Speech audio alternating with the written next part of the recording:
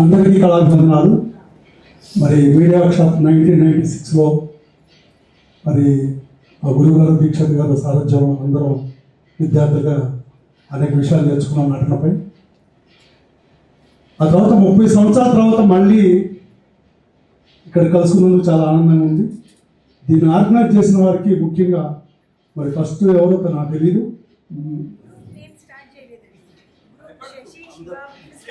సంజయ్ శివ గారు, అలాగే అచ్చిబాబు గారికి, అలాగే సందీప్ గారికి ఇక్కడ ఆర్గనైజ్ చేసినందుకు చాలా ధన్యవాదాలు. మరి ఇంతమంది అపూర్వ కలయిక ఇది. మీకు హ్యాట్స్ ఆఫ్ ముందు వాళ్ళకి, ఆర్గనైజ్ చేసిన వాళ్ళకి. సరే, నా పేరు అర్జున్ రావు, మరి గుంటూరు టు నర్సాపేట మధ్యలో వేములూరిపాడు. మా ఊర్లో ఉన్నవ లక్ష్మీనారాయణ మాలపల్లి రచయిత, స్వాతంత్ర సమర యోధుడు. మా ఊరు చాలా గర్వంగా ఫీల్ అవుతుంటాను. అయితే నేను చిన్నప్పటి నుంచి మా ఇంటి పక్కన చెల్లగారి బాబా అని రిహార్సల్ చేసేవాడిని. నేను చూసేవాడిని, చూసి అబ్జర్వ్ చేసి సేమ్ అయ్యే నేను మా ఊళ్ళో రాముల గారి గుడి ఉంటే ఆ గుడి మీద మా శిష్యులందరికీ, వాళ్ళలో నేను కొద్దిగా తెలియగలవాడిని. ఆ శిష్యులందరికీ నేను గోడ సొమ్ము ఒకరికి వేసి బొగ్గు మీద మేసాలు పెట్టి ఈ అట్టల కిరీటాలు పెట్టి నేను డైరెక్షన్ చేసేవాడిని.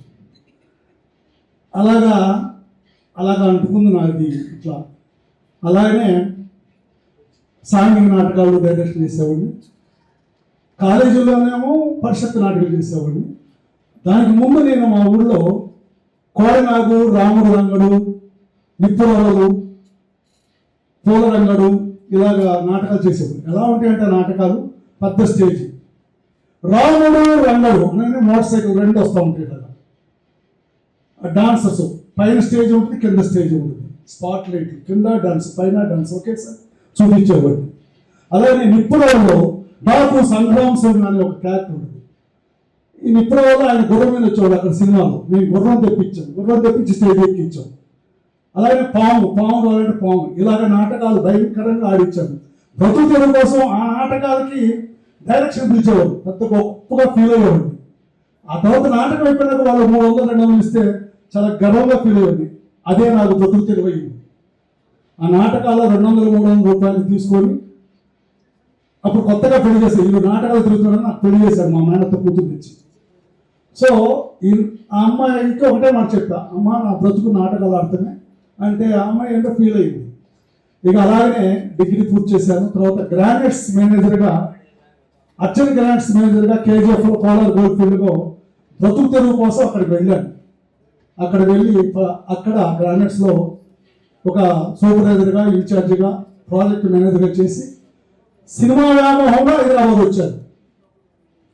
సినిమా వ్యామోహంలో హైదరాబాద్ వచ్చి తిరిగి విసిగి వేసారి శ్రీరామ్ చిట్స్లో చిన్న జాబ్ సంపాదించుకొని మళ్ళీ ఈ నటన మీదే నా ఇది ఒక కాంక్ష పోలేదు. ఇవన్నీ నాటకాలు ఆడుతున్నాము అన్నాము. అప్పుడు మీడియా వర్క్షాప్ యాక్టింగ్ పడితే ఇక్కడికి వచ్చాను. నేను అక్కడ గుర్రాలు, మోటార్ సైకిల్ పెద్ద డైరెక్టర్ అనుకున్నాను. ఈ యాక్టింగ్ ఇక్కడ మీడియా వర్క్షాప్ చూసి అమ్మాయికి మహాసముద్రం చాలా నేర్చుకోవాలని అక్కడ ప్రతిదీ నేర్చుకున్న గురుగారి దగ్గర. అది ఇప్పుడు నాకు జీవనాధారమై ఇప్పుడు ఒక పౌరాణిక నటుడుగా నేను ఉభయ రాష్ట్రాల్లో నాకంటూ ఒక పేరుంది. నాటకానికి 70,000-60,000 తీసుకుంటాను, అందరిని మెయింటైన్ చేస్తాను. నా నాటకాలు భక్త ప్రహ్లాద. మెయిన్ నా నాటకం ఏంటంటే నేను పేద కళాకారుని, ఆర్నమెంట్స్కి డబ్బులు ఇచ్చుకోలేక మాయవప్పకి అనే పాత్ర నేర్చుకున్నాను. నేను దానికి ఆర్నమెంట్స్ అవసరం లేదు, వాయిస్ ఎలా చెప్పాలా.